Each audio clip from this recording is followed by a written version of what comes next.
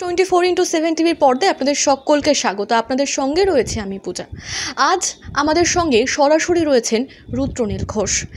সামনেই লোকসভা নির্বাচন, আর এই ভোটের মুখে একাধিক দুর্নীতির অভিযোগ উঠছে আর জানিয়ে তোলপাড় রাজ্য রাজনীতি। এই আবহে এই সমস্ত দুর্নীতি নিয়ে কি ভাবছেন রুদ্রনীল ঘোষ, সরাসরি তার মুখ থেকেই শুনে নেব। নমস্কার রুদ্রদা, নিউজ 24-এ তোমাকে স্বাগত। সবার আগে যেটা বলবো যে বর্তমান পরিস্থিতিতে সবথেকে গুরুত্বপূর্ণ যে অভিযোগটা উঠছে সেটা হচ্ছে রামেশ্বরম বিস্ফোরণ কাণ্ড নিয়ে। এনআইএ কাঁথি থেকে দুজন দুষ্কৃতীকে ধরেছে, আর তারা 28 দিন পশ্চিমবঙ্গে ছিলেন। এই প্রসঙ্গে বিরোধীরা বলছে যে দিনে দিনে যত দিন এগোচ্ছে বাংলা দুষ্কৃতীদের আঁকড়া হয়ে উঠছে। কি বলবে? এটা শুধুমাত্র পশ্চিমবঙ্গের বিরোধী রাজনৈতিক দল ভারতীয় জনতা পার্টি বলছে এটা নয়, এটা পশ্চিমবঙ্গের প্রত্যেকটা মানুষই জানেন। দেখুন, আমাদের এখানে সুলভে চাল চোর, ডাল চোর, চাকরি চোর, আবাস চোর, কয়লা চোর, মিড ডে মিল চোর এরা পাওয়া যায়, এবং অত্যন্ত আনন্দের সঙ্গে মমতা বন্দ্যোপাধ্যায়ের তৃণমূল সরকার তাদের প্রোটেকশন দেয়, এবং যারা কোর্টের নির্দেশে যারা অ্যারেস্ট হয়ে যান তাদেরকে কিন্তু নির্লজ্জভাবে তৃণমূল দল এবং তৃণমূল সুপ্রিমো মমতা বন্দ্যোপাধ্যায়, যিনি মুখ্যমন্ত্রী এবং পুলিশ মন্ত্রীও বটে, তারা গ্রেপ্তার করেন না, উল্টে তাদের প্রোটেকশন দেন। আর কোর্টের নির্দেশে হওয়া তদন্তে লয়ার দাঁড় করিয়ে আমি নিরপরাধ যখন তারা প্রমাণ করতে পারেন না, তখন তাদের জেলে যেতেই হয়। কাদের জেলে যেতে হয়? যে যারা ক্ষমতাশালী এবং নিজেরা যে নির্দোষ সেইটা সপক্ষে প্রমাণ রাখতে পাচ্ছেন না, এবং বাইরে থাকলে মানুষকে হুমকি ধমকি দিয়ে তারা সমস্ত যে অন্যায় করেছেন, অন্যায়ের সঙ্গে যুক্ত ছিলেন, সেই প্রমাণ মুছে দিতে পারেন। তাদেরই তদন্ত নিরপেক্ষ হওয়ার জন্য, বিচার প্রক্রিয়া নিরপেক্ষভাবে শেষ হওয়ার জন্য আদালতের মান্যতা নিয়ে তাদের জেলে রেখে দেওয়া হয়। যেমন অনুব্রত, কয়লা বালি গরু চোর, পাথর চোর অনুব্রত, গরিব মানুষের চাল ডাল রেশন লুট করা তৃণমূলের মন্ত্রী বালুবাবু মানে জ্যোতিপ্রিয় মল্লিক, ঠিক তেমন শিক্ষা দপ্তরের পুরোটাই জেলে। প্রাক্তন শিক্ষামন্ত্রী পার্থ চট্টোপাধ্যায় তিনি জেলে রয়েছেন। মা বোনেদের ইজ্জত লুট করা শেখ শাহজাহান এবং তার সঙ্গীরা জেলে রয়েছে, যাদের তৃণমূলের পুলিশ ইচ্ছা করে খুঁজে পাচ্ছিল না, পশ্চিমবঙ্গের মানুষ জানে।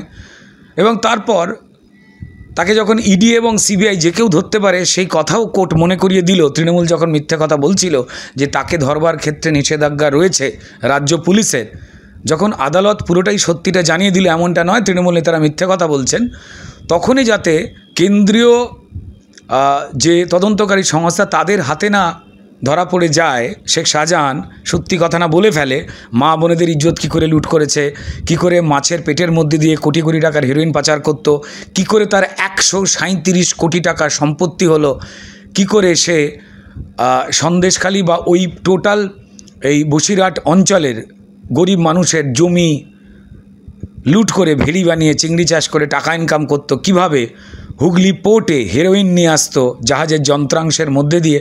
এই সবটা যাতে কেন্দ্রীয় তদন্তকারী সংস্থা বার না করতে পারে, সেই জন্য বেঙ্গল পুলিশে তড়িঘড়ি তাকে অ্যারেস্ট করে, এবং যাতে ইডি বা সিবিআইয়ের হাতে সে না যায় সেই জন্য বাধা দেওয়ার জন্য লাখ লাখ কোটি কোটি টাকা খরচ করে লয়ার পাঠায় মানুষের ট্যাক্সের টাকায়।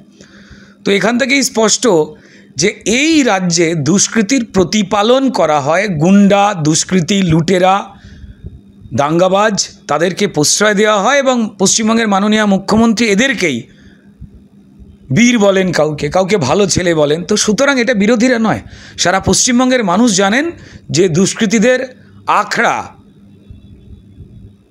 এই পশ্চিমবঙ্গ হয়ে গেছে। দেখুন, বোম ফাটলো ভূপতিনগরে, আপনারা জানেন, আজ থেকে বছরখানেক আগের ঘটনা। সেখানে তৃণমূলের নেতার বাড়িতে এমন নাকি চকলেট বোম বানাবার মশলা ছিল, এমন ফাটলো যা চকলেট বোম ফাটলে হয় না। বিস্ফোরক জিলেটিনের টুকরোও পাওয়া গেছে, যা দিয়ে দেশের বিরুদ্ধে কাজে ব্যবহার করা হয়। যারা ফাটলেন তারা উড়ে গিয়ে প্রতিবেশীর গাছের ডালে বডি তাদের ঝুলছিল, আশপাশের বাড়ি ঘরদোর ফেটে গিয়েছিল। অর্থাৎ দুষ্কৃতীদের বন্দোবস্ত করা হচ্ছে এবং তাদেরকে গ্রেপ্তার করছে না পুলিশ, কারণ তারা প্রত্যেকেই তৃণমূল দলের নেতা কর্মী সমর্থক, এবং মানুষের সম্পদ লুট করে তৃণমূলের এক নেত্রী দোলা সেনের কথা মতো 25% এবং 50% দল এবং নিজেরা ভাগ করেন। তো ফলত পশ্চিমবঙ্গে যে দুষ্কৃতীদের আঁকড়া এবং এই বর্ডার লাইনটা, বাংলাদেশের বর্ডার লাইন পুরোটা খুলে রেখে দিয়ে বারবার কেন্দ্র সরকার চাওয়ার পরেও যে উগ্রবাদীরা ঢুকে পড়ছে, বর্ডার দিতে হবে, বাংলাদেশিরা ঢুকে পড়ছে, রোহিঙ্গারা ঢুকে পড়ছে, দেশের নিরাপত্তা নষ্ট হচ্ছে, তারপরেও মমতা বন্দ্যোপাধ্যায় বর্ডার দেননি। কিসের জন্য? কাদের জন্য?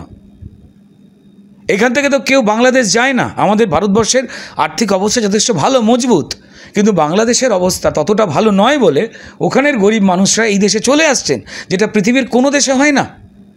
এটা আইন অনুযায়ী অপরাধের কাজ, এবং যারা এই অপরাধটা করবার জন্য বর্ডার খুলে রেখে দিচ্ছেন, এই পশ্চিমবঙ্গের রাজ্য সরকার মমতা বন্দ্যোপাধ্যায়ের নেতৃত্বে চলা তৃণমূলের সরকার, তারা বর্ডার দিচ্ছেন না। তো ফলত দুষ্কৃতীদের যে ভরিয়ে রেখে দেওয়া হচ্ছে, বিভিন্ন গ্রামে গ্রামে দুষ্কৃতীদের পাওয়া যাচ্ছে, জঙ্গিদের পাওয়া যাচ্ছে, এনআইএ খুঁজে বার করছে, এ তো চোখের সামনে স্পষ্ট তো যে কদিন তৃণমূল পশ্চিমবঙ্গে থাকবে, মানুষের জীবন নষ্ট করবে, গরিব মানুষকে তাদের অধিকার পেতে দেবেন না, তারা হিন্দুর ক্ষতি করবে, মুসলমানের ক্ষতি করবে, শিখ খ্রিস্টান সবার ক্ষতি করবে। তাদের একটাই আসল কাজ, দুষ্কৃতী দিয়ে, লুম্পেন দিয়ে, গুন্ডাদের দিয়ে, দাঙ্গাবাজদের দিয়ে ভরিয়ে দাও এবং টেলিভিশনের সামনে মিথ্যে কথা বলো। এটা তাদের কাজ, সারা পশ্চিমবঙ্গের মানুষ জানে।